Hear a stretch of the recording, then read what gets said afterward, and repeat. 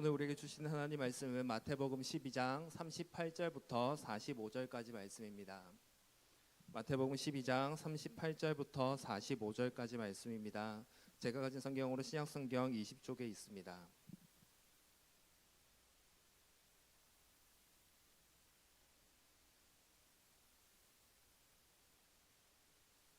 마태복음 12장 38절부터 45절까지 말씀입니다. 우리 한 목소리로 우리 함께 읽도록 하겠습니다.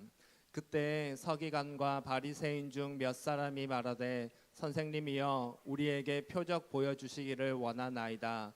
예수께서 대답하여 이르시되 악하고 음란한 세대가 표적을 구하나 선지자 요나의 표적밖에는 볼 표적이 없느니라. 요나가 밤낮 사흘 동안 큰 물고기 뱃속에 있었던 것 같이 인자도 밤낮 사흘 동안 땅속에 있으리라. 심판 때에 니느웨 사람들이 일어나 이 세대 사람을 정죄하리니 이는 그들이 요나의 전도를 듣고 회개하였음이거니와 요나보다 더 큰 이가 여기 있으며 심판 때에 남방 여왕이 일어나 이 세대 사람을 정죄하리니 이는 그가 솔로몬의 지혜로운 말을 들으려고 땅 끝에서 왔음이거니와 솔로몬보다 더 큰 이가 여기 있느니라. 더러운 귀신이 사람에게서 나갔을 때 물 없는 곳으로 다니며 쉬기를 구하되 쉴 곳을 얻지 못하고 이에 이르되 내가 나온 내 집으로 돌아가리라 하고 와보니 그 집이 비고 청소되고 수리되었거늘 이에 가서 저보다 더 악한 귀신 7을 데리고 들어가서 거하니 그 사람의 나중 형편이 전보다 더욱 심하게 되느니라. 이 악한 세대가 또한 이렇게 되리라. 아멘. 아멘. 오늘은 무엇으로 감사합니까? 라는 제목으로 하나님의 말씀을 전하고자 합니다. 오늘 무슨 날입니까? 추수감사주일입니다. 우리가 VIP 초청 예배로 오전에 예배를 드렸지만 우리가 오늘을 추수감사주일로 지키고 있습니다. 추수감사절은 우리가 무엇을 감사하며 지키는 절기입니까? 한 해 동안 열심히 농사짓고 이거 거두고 나서 지키는 절기입니다. 한 해 동안 허락하신 것들을 감사하면서 한 해 동안 지켜주신 하나님께 감사하면서 하나님께 드리는 절기입니다. 그래서 하나님께 우리의 감사의 마음을 표현하는 절기입니다. 그래서 오늘은 우리가 추수감사절을 맞이해서 우리가 하나님께 무엇을 감사해야 될지, 우리가 정말로 감사하면서 하나님께 올려드려야 될 것이 무엇인지를 함께 살펴보기를 원합니다. 오늘은 그 중에서 두 가지만 우리가 중요한 것들을 나누려고 합니다. 첫 번째로 우리는 하나님께 받은 기업으로 인해 감사해야 됩니다. 기업, 이것이 무엇입니까? 우리가 받을 땅입니다. 약속받은 겁니다. 우리가 상속받을 것들입니다. 그것을 우리가 감사해야 된다라고 합니다. 그런데 이게 추수감사절과 무슨 관계가 있습니까? 우리가 하나님께 약속받은 것을 받는 게 추수감사절과는 무슨 관계가 있습니까? 이스라엘에게 이 추수감사절로 수장절을 지키라고 하신 그 명령을 보면, 그리고 그 당시 상황을 보면 우리가 이것을 알 수 있습니다. 우리 말씀을 한 구절 보겠습니다. 출애굽기 23장 16절 말씀입니다. 출애굽기 23장 16절 말씀 우리 함께 읽도록 하겠습니다. 맥추절을 지키라. 이는 내가 수고하여 밭에 뿌린 것에 첫 열매를 거둠이니라. 수장절을 지키라. 이는 내가 수고하여 이룬 것을 연말에 밭에서부터 거두어 저장함이니라. 아멘.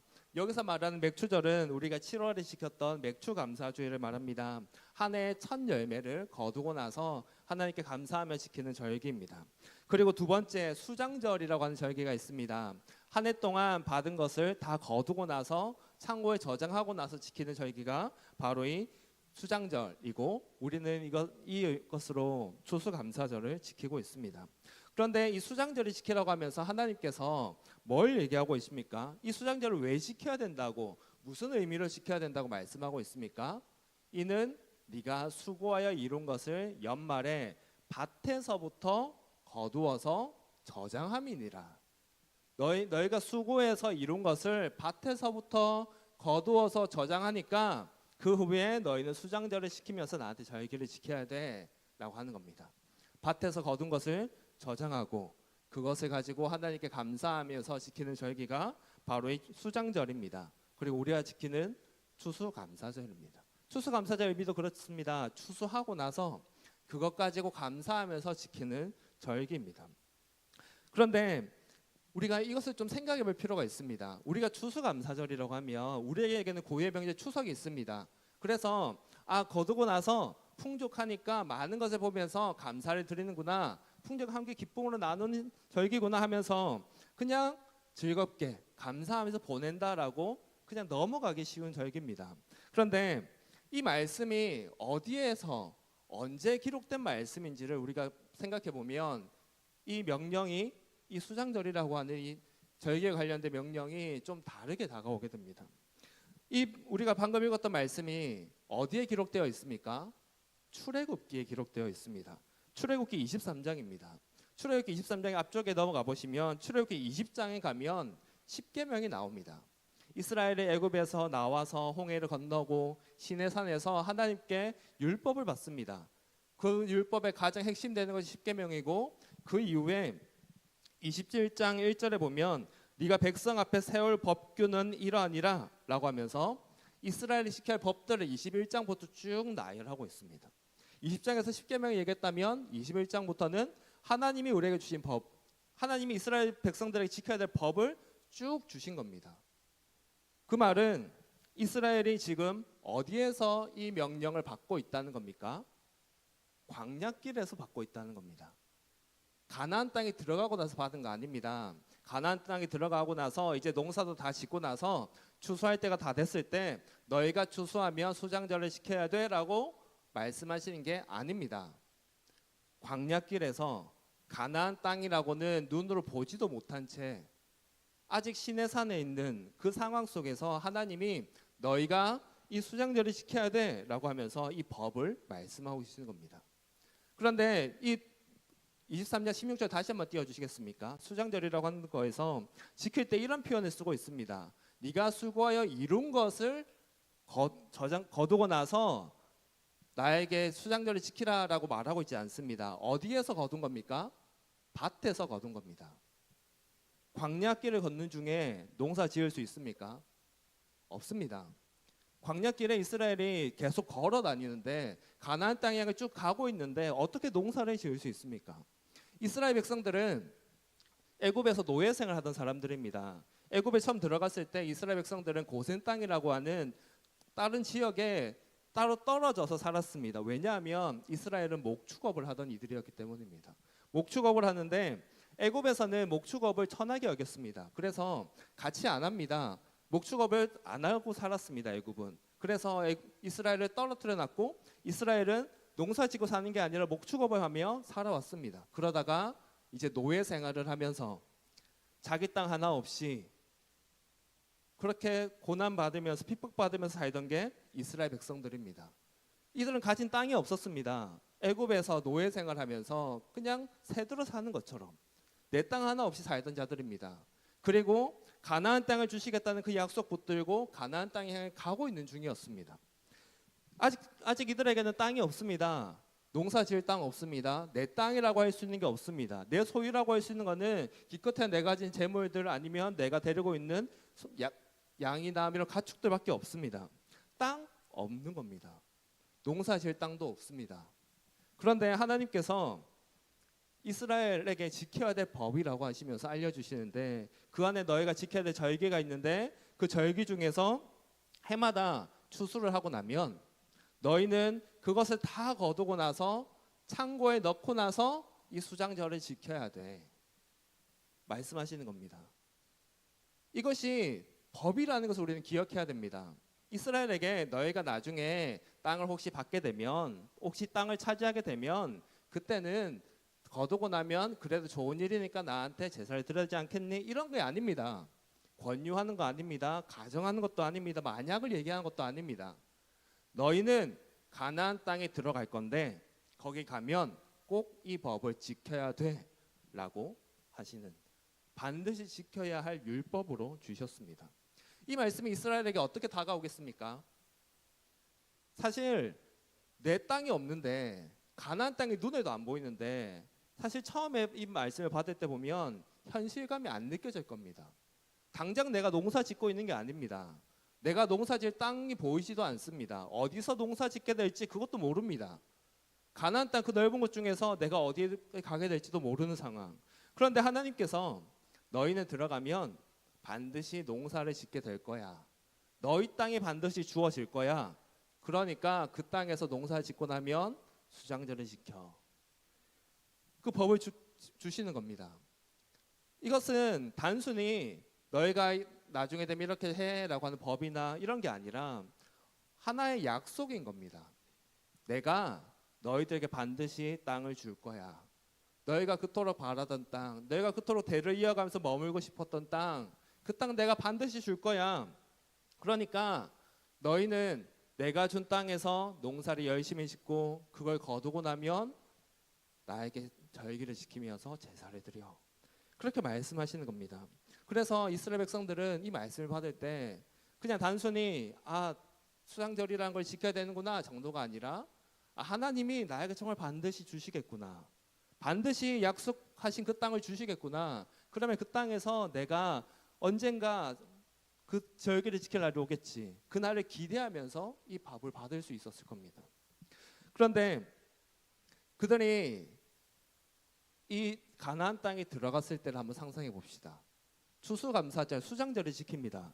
한 해 동안 열심히 농사를 지었습니다. 그런데 우리도 사실 이 자리에 계신 대부분이 일을 해보시지 않으셨습니까? 일을 하고 나면 한 해 내가 얼마 벌었는지 얼마를 모았는지 이런 것들을 결산을 해볼 때가 분명히 있을 겁니다. 아니면 통장이나 뭐 그런 잔고를 보실 때가 있을 겁니다.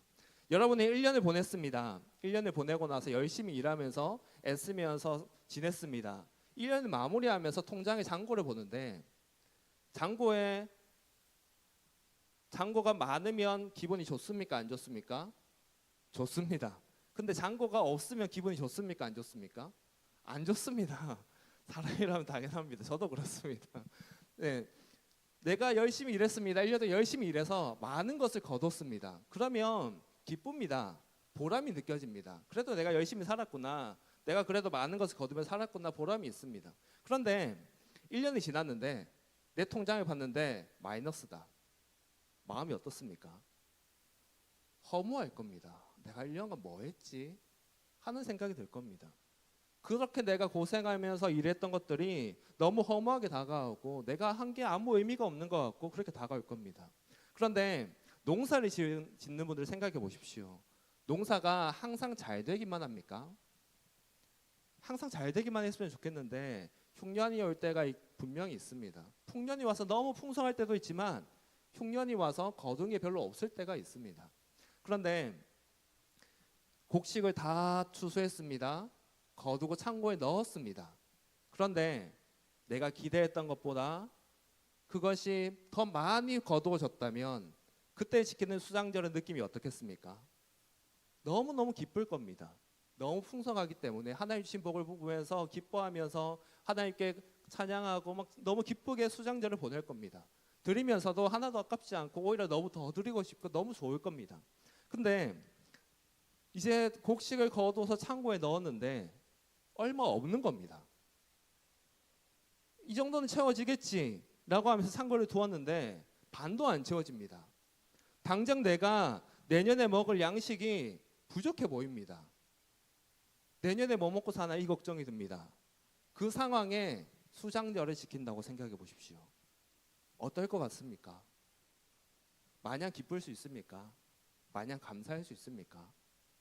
나 혼자라면 오히려 괜찮습니다. 근데 내 자식이 내년에 혹시 굶을진 않을까 걱정이 되면 마냥 기쁠 수가 없는 게 수장절입니다. 그런데 하나님께서 어떻게 명령을 하십니까? 너희가 추수하고 거두어서 양이 많으면 수장절을 지키고 적으면 지키지 마. 아니면 이렇게 생각해 봅시다. 수장절 지키는데 가진 게 많으면 많이 거뒀으면 많이 드리고 많이 제물을 바치고 너희가 적게 받았으면 적게 바쳐. 이런 내용을 말씀하십니까? 아닙니다. 그냥 너희가 거둔 것을 가지고 나한테 제사를 드리라고만 말씀하십니다. 분명히 다르게 느껴질 겁니다. 그것을 거둔 것에 따라 다르게 느껴질 겁니다. 그렇지만 하나님은 동일하게 그 감사의 마음을 표현하기를 원하십니다. 왜 하나님께서는 그렇게만 명령을 하셨겠습니까? 추수감사절 지킬 때 분명히 결과에 따라 다르게 분명히 느껴질 건데 하나님께서 왜 그 결과와 상관없이 하나님께 감사하며 하나님께 찬양하며 그렇게 제사를 드리기를 원하시겠습니까? 그것은 가장 분명한 이유 하나는 이스라엘 백성들이 농사를 지을 수 있는 것 자체가 하나님께 주신 은혜가 있었기 때문에 가능한 것이기 때문입니다. 이스라엘이 가나안 땅에 농사를 짓는 건 누구 덕분이었습니까? 이스라엘이 힘이 강해서 애굽에서 벗어나와서 독립해서 가나안 땅을 자기 힘으로 정복했습니까? 그렇지 않습니다. 이스라엘은 약한 민족입니다. 싸움 잘 못합니다. 노예 생활하면서 고통받던 민족입니다.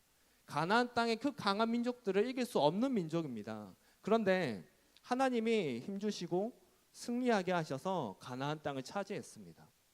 그래서 이스라엘 백성들은 자기 땅 하나 없던 그들이, 힘도 없던 그들이, 가진 것도 없던 그들이 하나님의 은혜로 가나안 땅을 기업으로 받았습니다. 각자가 각자의 몫을 분배를 받았고 자기와 자기 자손들이 대를 이어서 농사를 짓고 먹고 살 수 있는 땅을 받았습니다. 농사를 지어서 많이 거뒀든 적게 거뒀든 애초에 이스라엘은 거둘 수 있는 그 요건조차 아예 없던 민족이라는 겁니다. 그렇기 때문에 많이 거뒀든 적게 거뒀든 이스라엘이 할 건 단 하나뿐입니다. 그저 감사하는 것뿐입니다.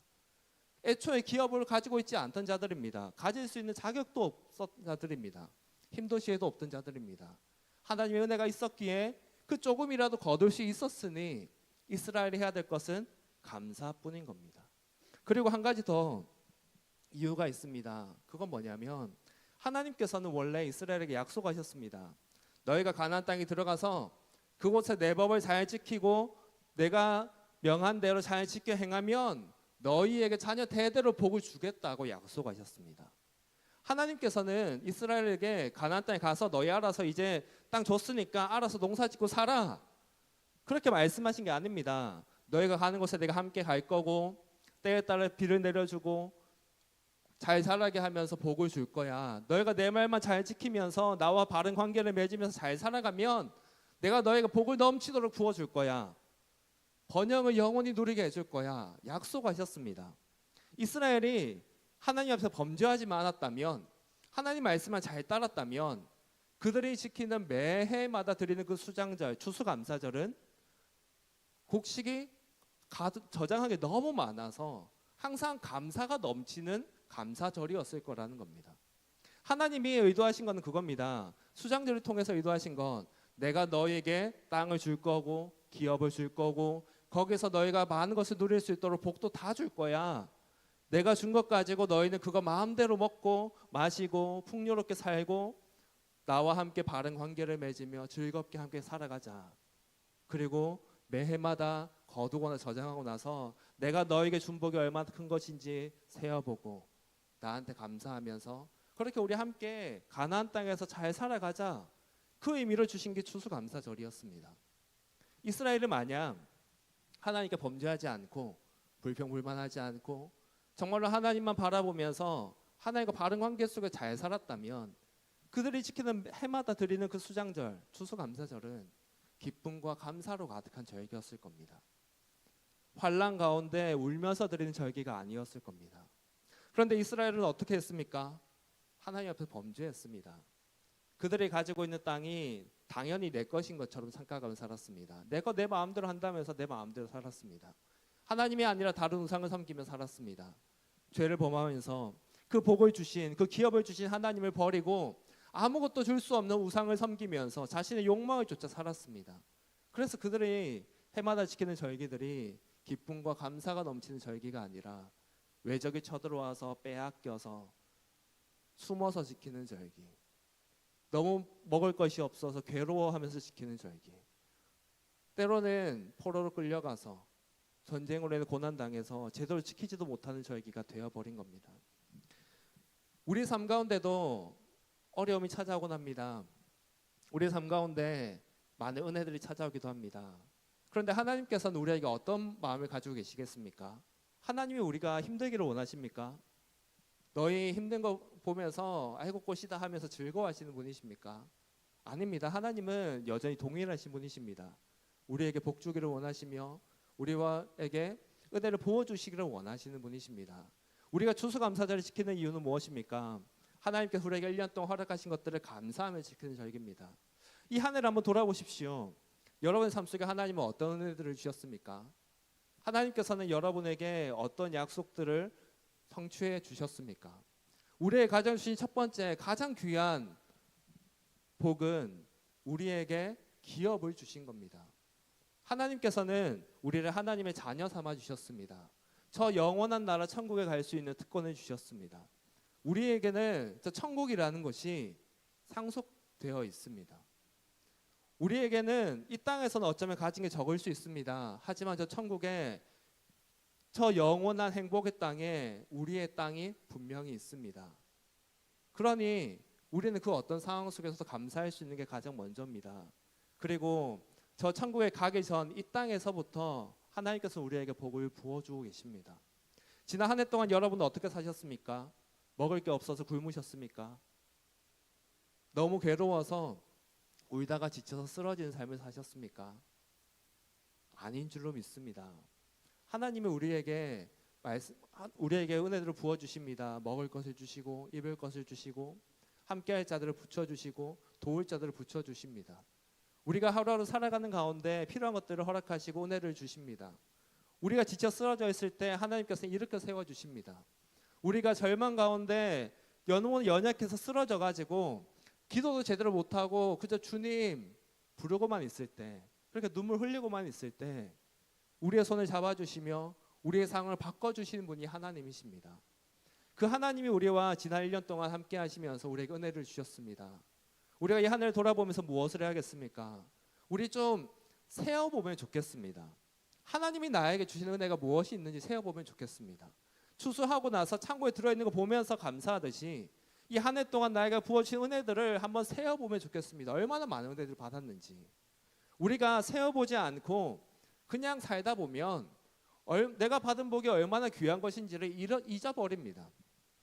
제가 한때는 아니죠. 제가 감사 제목을 적어본 적이 있습니다. 하루 동안 살면서 하나님께 감사한 것들이 뭐가 있는지 막 세우면서 노트에 막 적어본 적이 있습니다. 몇 가지나 나왔겠습니까? 한두 가지 나왔을까요? 한 5가지쯤 나왔을까요? 그 정도면 제가 말을 안 하겠죠. 그 정도가 아니라요. 노트 한 바닥을 다 채우더라고요. 제가 적어보니까 이렇습니다. 아침에 내 힘으로 일어설 수 있는 것이 감사합니다. 멀쩡하게 걸을 수 있는 것이 감사합니다. 내가 먹을 양식이 있는 게 감사합니다. 내가 입을 옷이 있는 게 감사합니다. 그리고 우리가 오늘 주일이지 않습니까? 함께 예배드릴 수 있는 성도들이 있는 게 감사합니다. 함께 대화 나누고 인사할 수 있는 이들이 함께 있는 것이 감사합니다. 그리고 우리가 예배를 드리는데 억압받지 않고 마음껏 소리 높여 찬양하고 예배드릴 수 있다는 것도 감사합니다. 우리에게는 이 모든 것들이 일상적입니다.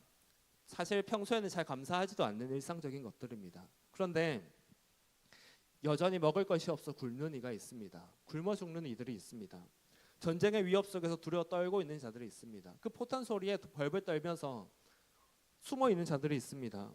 예수 믿는다고 핍박받는 자들이 있고 예배드리다가 잡혀서 고난 당하면서 죽기까지 하는 자들이 여전히 이 세상 가운데 많이 있습니다. 그런 자유가 없는 곳에서 사는 이들이 많은데 그 세상의 그 많은 사람들 중에서 그 많은 것 중에서 우리를 이곳으로 태어나게 하시고 우리를 이곳 불러주셨다는 것이 얼마나 감사한 일인지 그것을 우리가 너무 많이 잊어버리는데 사실 우리가 그런 은혜들을 받고 있는 겁니다. 그렇게 감사할 게 너무 많은 겁니다. 생각해보면 세어보면 우리가 얼마나 많은 은혜를 받고 있는지 정말로 다 셀 수가 없을 정도로 감사한 것들 투성입니다. 우리가 얼마나 큰 복을 받았나 얼마나 복받은 사람인가 싶습니다. 그것을 오늘 추수감사절 아직 시간이 많이 남아 있습니다. 이 하루 가운데 한번 세어보시기를 권면합니다. 그래서 내가 얼마나 복받은 사람인지를 한번 돌아보십시오. 그러면 내 삶을 바라보는 태도가 달라질 겁니다. 하나님이 향 우리의 마음이 달라질 겁니다. 너무나 많은 것들을 받았기에 너무나 귀한 것들이 삶에 가득하기에 그리고 저 영원한 나라 천국에 소망이 있기에 우리의 삶이 완전히 달라질 겁니다. 그래서 이 추수감사절을 맞이해서 그리고 이 하루 동안에 그리고 앞으로의 삶 가운데에서 그 받은 복들을 세어보면서 항상 감사와 찬송이 넘쳐나는 우리 모두가 되기를 예수님의 이름으로 축복합니다. 네. 우리가 무엇을 감사해야 됩니까? 두 번째는 하나님께서 우리와 항상 함께하여 주시는 것에 우리는 감사해야 됩니다. 오늘 본문을 보십시오. 오늘 본문은 예수님께서 귀신 들린 자를 고쳐주고 난 후에 일어난 이야기입니다. 본문의 앞인 마태복음 12장 22절에 이 사건이 이렇게 시작이 됩니다. 그때 귀신 들려 눈 멀고 말 못하는 사람을 데리고 왔거늘 예수께서 고쳐주심에 그 말 못하는 사람이 말하여 보게 된지라 말씀합니다. 귀신 들려서 앞도 못 보고 말도 못하는 사람이 있습니다. 그 사람을 예수님께 데려왔습니다. 그 사람을 예수님께서는 고쳐주십니다. 그러니 귀신이 떠나가고 말하게 되고 눈으로 보게 됩니다. 그것을 보고 사람들은 다 놀라고 있습니다. 그러면서 하는 말이 이는 다윗의 자손이 아니냐 말합니다. 예수님이 귀신 들린 자를 쫓아내는 것을 보면서 이는 다윗의 자손이 아니냐 다 놀랍니다. 이 다윗의 자손이라는 표현이 참 중요한 표현인데 이것은 구약에 기록된 메시아를 말합니다. 하나님의 아들 구원자를 말합니다. 귀신 들린 자를 쫓아내는 것을 보면서 저분이 우리가 그토록 기다리던 우리의 구원자 아니시냐 그 이야기를 하는 겁니다. 그런데 그렇게 다들 구원자 아니냐 메시아 아니냐라고 외치면서 놀라고 있는 그때 거기에 대고 반대를 이야기하는 사람들이 있습니다. 그들은 율법주의자인 바리새인들이었습니다. 그들은 오히려 예수님이 구원자 하나님의 아들이 아니라 하나님의 권세를 힘입어서 귀신을 쫓아낸 것이 아니라 귀신의 왕 바알세불을 따라서 귀신의 왕의 힘을 빌어서 귀신을 쫓아낸 것이다 라고 말합니다. 참 바보 같은 이야기입니다. 귀신의 왕이 왜 자기 부하들을 쫓아냅니까? 그래서 예수님은 그들과 논쟁을 벌이시면서 그런 것이 얼마나 말도 안 되는 것인지 말합니다. 그리고 나서 그때 일어난 일이다라고 하면서 오늘 본문의 이야기가 시작이 됩니다. 38절 우리 다시 한번 보겠습니다. 38절 이렇게 말합니다. 그때 예수님께서 바리새인들과 그 귀신을 쫓아낸 그것이 바알세불의 힘을 입은 것이라고 하는 바리새인들과 논쟁하고 있는 그때에 서기관과 바리새인 중 몇 사람이 말합니다. 선생님이여 우리에게 표적 보여주시기를 원합니다. 표적, 기적을 말합니다. 당신이 바알세불의 힘을 입은 게 아니라 하나님의 아들이라면 하나님의 그 하늘의 권세를 힘입은 것이라면 우리에게 표적을 보여주십시오. 우리가 믿을 수 있도록 기적을 보여주십시오. 그렇게 이야기를 합니다. 그러면 그 기적을 다시 보여주면 우리가 믿겠습니다. 그렇게 말하는 것 같아 보입니다. 근데 이 서기관과 바리새인들이 정말로 예수님이 기적을 보여주면 믿겠습니까? 바로 앞에 무슨 일이 있었습니까? 귀신 들려서 말 못하고 앞 못 보는 사람을 고쳐주셨습니다. 이미 표적을 보여주셨습니다. 그런데 그때 와서 한다는 말이 우리에게 표적 보여주십시오. 기적을 행해 주십시오. 그렇게 이야기를 하는 겁니다. 이것은 예수님이 다른 기적을 보여주셔도 그들의 믿을 사람들이 아님을 보여주는 겁니다. 표적 보여준다고 표적 보여주면 믿느냐? 안 믿습니다. 또 다른 말들을 만들어내고 그냥 놀라고 마는 겁니다. 와 대단하시네요 하고 마는 겁니다.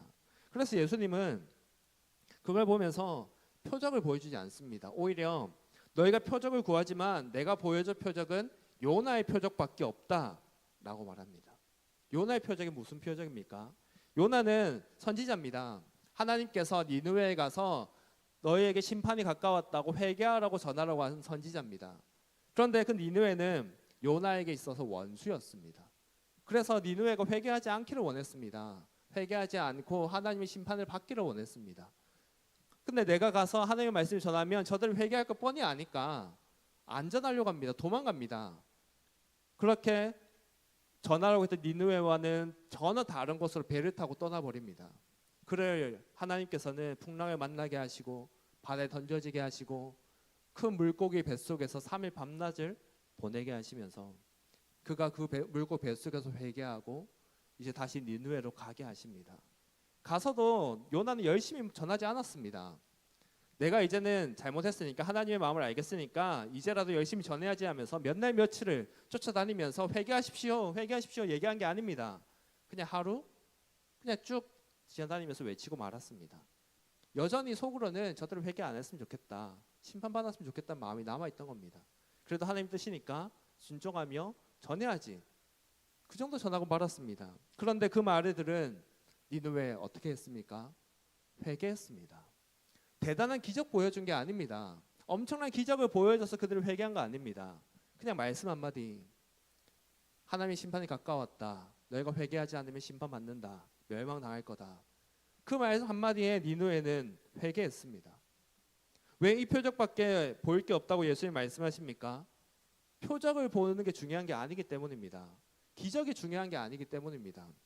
지금 당장 앞에 놓여져 있는 귀신 들린 거, 병 고치는 거, 그런 문제들이 당장 중요한 게 아니기 때문입니다.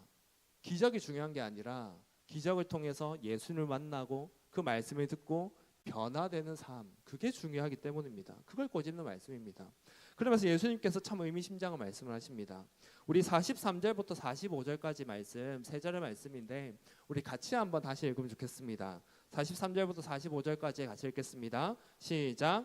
더러운 귀신이 사람에게서 나갔을 때 있는 곳으로 다니며 쉬기를 구하되 쉴 곳을 얻지 못하고 이에 이르되 내가 나온 내 집으로 돌아가리라 하고 와보니 그 집이 비고 청소되고 수리되었거늘 이에 가서 저보다 더 악한 귀신 7을 데리고 들어가서 거하니 그 사람의 나중 형편이 전보다 더욱 심하게 되느니라. 이 악한 세대가 또한 이렇게 되리라. 예수님 무슨 말씀하십니까? 조금 전에 예수님은 귀신 들린 자를 고쳐주셨습니다. 그 사람에게서 귀신이 쫓겨나갔습니다. 그런데 그 사람이 이제 귀신 해방이 되어서 말도 하고 앞도 보고 있는데 그렇게 쫓겨난 귀신이 어떻게 다닙니까? 이리저리 헤매고 돌아다닙니다. 거할 곳을 찾지 못하고 들어갈 삶을 찾지 못하고 돌아다닙니다. 다니다가 자신이 원래 있던 그 사람에게 다시 와봅니다. 다시 와보니까 청소되고 수리되어 있습니다. 이 무슨 말입니까? 이 사람이 건강해져 있는 겁니다. 자신이 귀신이 들어와 있을 때는 말도 못하고 앞도 못 봐서 그래서 막 상처도 나고 막 어려움도 있고 막 사람이 피폐해져 있었는데 귀신이 나가고 나서 잘 먹고 하면서 건강해져 있습니다. 힘이 있어집니다. 그러니까 더 귀신이 탐나는 곳으로 바뀌어 있는 겁니다. 귀신이 살기 좋은 곳으로 되어 있는 겁니다. 그래서 이번에는 혼자 들어가는 게 아니라 자신보다 더 악한 귀신 7을 데리고 함께 가서 거합니다. 그렇게 되니까 이 사람의 이후의 삶이 이전보다 더 괴로워지게 되는 겁니다.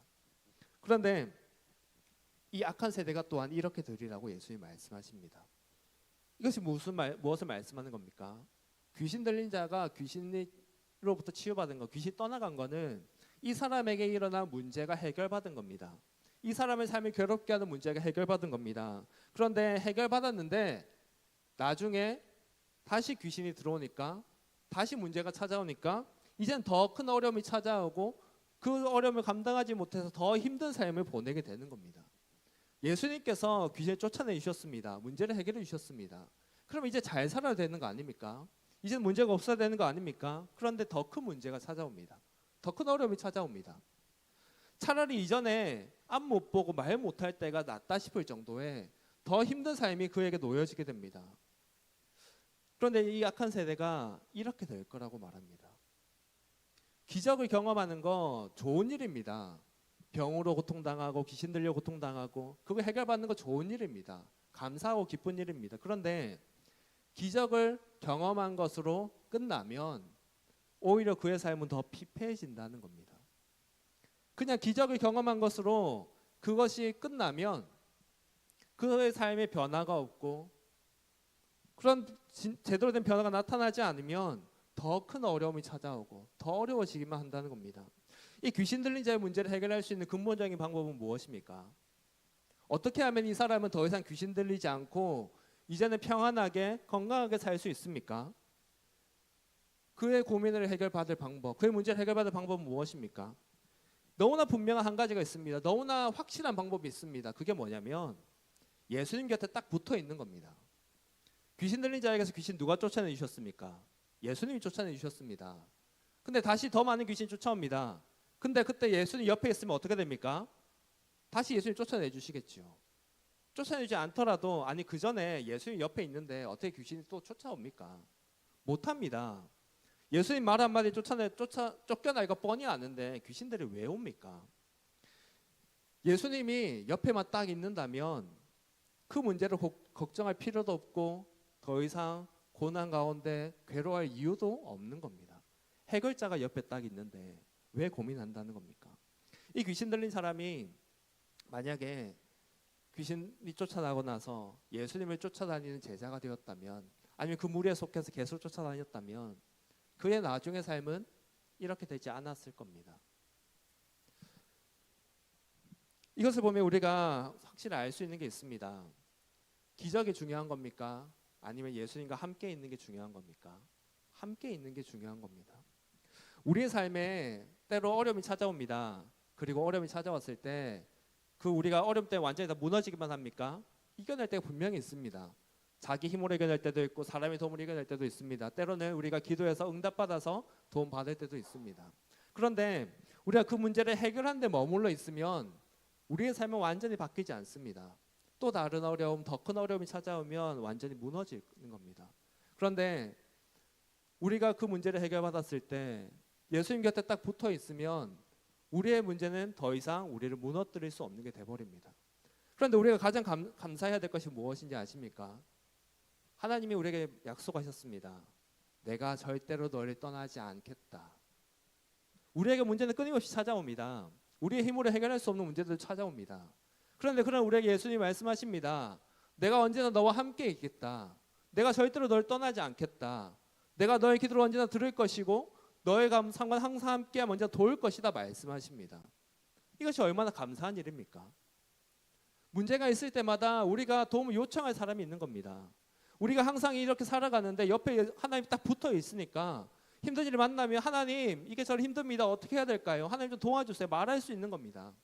우리가 문제로 너무 힘들어서 쓰러졌을 때, 걸을 힘도 없을 때 함께 계시는 하나님이 우리 손 잡아서 함께 걸어가 주십니다. 얼마나 감사한 일입니까? 문제를 해결받는 그 한 번의 은혜보다 항상 함께 해주시는 은혜가 그렇게 우리에게 더 감사한 일인 겁니다. 우리가 해야 될 것은 그렇게 함께 하시는 하나님께 감사하면서 함께 해주신 것을 고마워하면서 이제는 우리도 하나님을 바라보고 하나님께 나아가는 겁니다.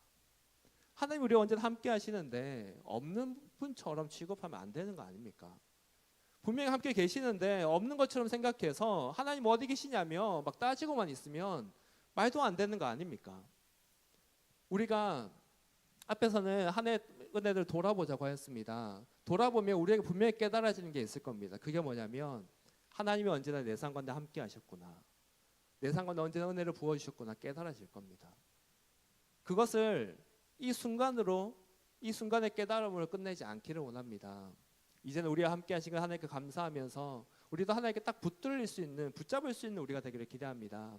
그래서 우리가 이 추수감사를 통해서 받은 은혜를 돌아보며 감사하고 함께 해주신 그 은혜에 감사하면서 정말 하나님께 감사와 찬송 올려드릴 수 있는 우리 모두가 되기를 예수님의 이름으로 축복합니다. 우리 이 시간 함께 기도하기를 원합니다. 함께 기도할 때 우리가 받은 그 은혜들을 감사하면서 함께 기도합시다. 그리고 하나님을 잊어버린 채 혼자 살면서 불평불만했던 거 회개합시다. 그래서 하나님 나와 함께 해주신 하나님, 언제나 함께 해주신 하나님, 그 하나님 이제 제가 붙들겠습니다. 주님 바라보며 살겠습니다. 그렇게 우리 말씀 가운데 회개할 것이 있다면 회개하시고 결단할 것이 있다면 결단하며 우리 시간 주여 한번 외치고 함께 기도하며 나아가겠습니다. 주여 아버지 하나님 감사합니다. 아버지 우리 삶 가운데 찾아와 주시고 우리를 절대 떠나지 않으시고 우리에게 은혜를 베풀어주셨으니 감사합니다. 우리의 삶 가운데 많은 문제들을 찾아와서 우리를 짓누릅니다. 힘들게도 합니다.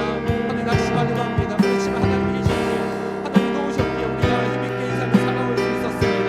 그대로 감사합니다. 아버지 그대 감사하며 우리가 힘있게 온전히 찬양을 드립니다. 주님 우리 마음이 바르게 않게 해주시고 이제 우리 또 우리 주님을 바라보며 주가 동행하며 이 삶을 낼 수 있는 우리 모두가 될 수 있도록 도와주시옵소서. 예수 나의 원하는 감사 찬양 감사하게 해주시고 함께 주님 하나님 감사하며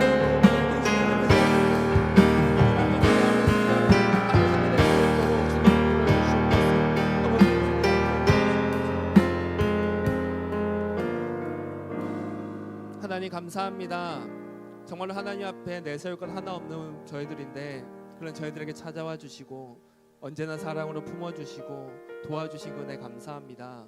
그리고 우리의 모습이 때로는 참 부끄럽고 하나님 보시기에 참 보기 안 좋은 모습도 많았을 것인데 그럼에도 저희를 단 한순간도 떠나지 않으시고 저희들을 붙들어 주신 은혜 감사합니다.